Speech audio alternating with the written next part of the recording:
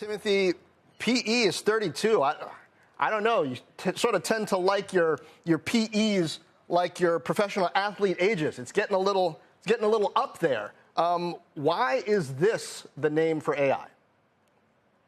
Hi, John. Good afternoon. We have it trading closer to 26 times next year's PE on a calendar year, but it's a little complicated because of the fiscal versus calendar year. But Microsoft basically is becoming the platform, the operating system for artificial intelligence. They have by far the best infrastructure.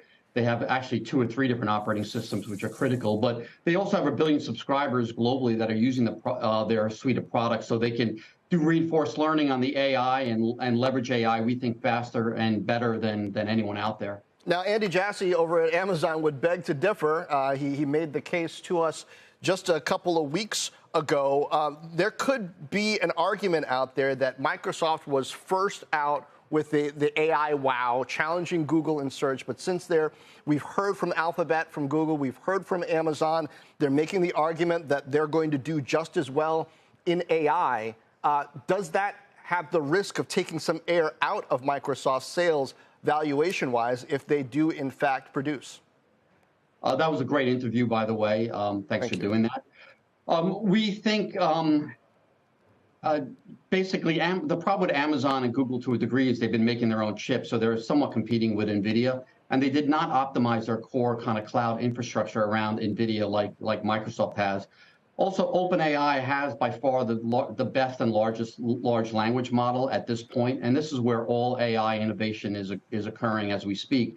And the more usage you get, the more reinforced learning you get, and it basically becomes a positive, virtuous cycle. It's going to be very, very difficult for others to catch up to Microsoft at this point because they're also applying it to all of their own applications. They're the largest SaaS provider in the world. They've been trialing Copilot, and they're going to sell Copilot as an add-on to Office 365 for $30 a month, which is basically a staggering number, and they're going to roll this out very, very quickly.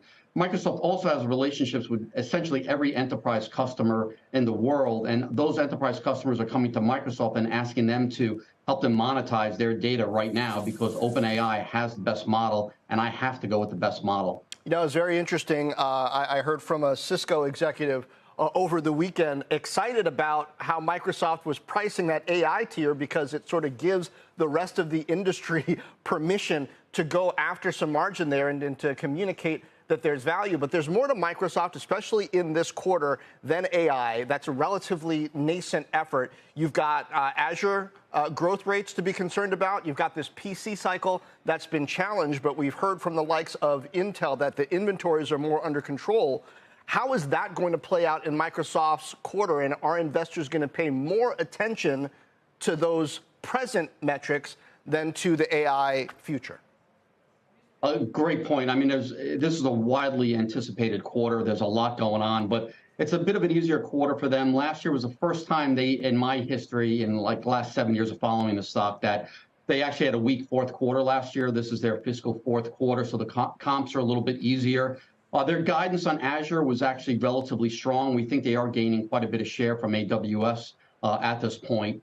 On the PC side, yeah, things are also looking easier from a year-over-year comp, and we actually believe AI is going to drive, probably a year from now, but it's going to drive another PC upgrade cycle globally to help support AI. But you're right, an awful lot going on, but they have a lot of positives. We're going to be looking to see if they're gaining share in search. That is also driven by AI at this point also.